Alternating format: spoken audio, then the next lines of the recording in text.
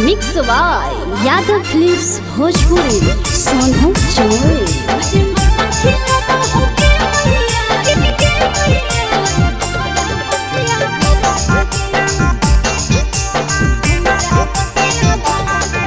कहलियो किला भर से सदिया कराई दे मनल ही नहीं बात गे। कहलियो किला भर से सदिया कराई दे मनल ही नहीं बात गे। रोज मर्दा खिला बहुगे मैया हमारा बसिया भात गे। रोज मर्दा खिला बहुगे मैया हमारा बसिया भात गे।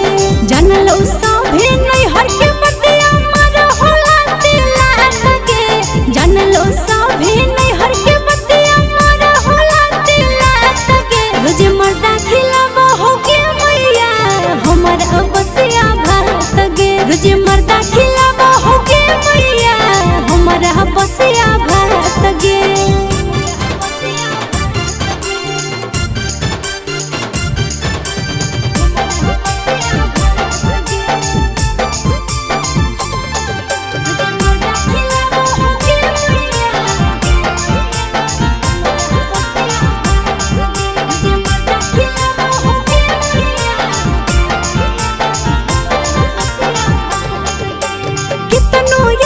खाना बनैयो कहियो ने करो बड़ाइया। सुन गे मैया नानी लगे के तो हो मर्दा गरिया। गे मैया सुन कितनो अच्छा खाना बनैयो कहियो ने करो बड़ाइया।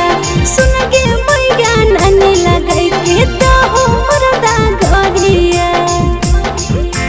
हमें कुछ बोलहियो त कहो तोरे देबो तोर हाथ गे। हमें कुछ बोलहियो त कहो तोरे देबो तोर हाथ गे। रोज खिलाबो होगे मैया हमारा बसिया भात गे। रोज खिलाबो होगे मैया हमारा बसिया भात गे।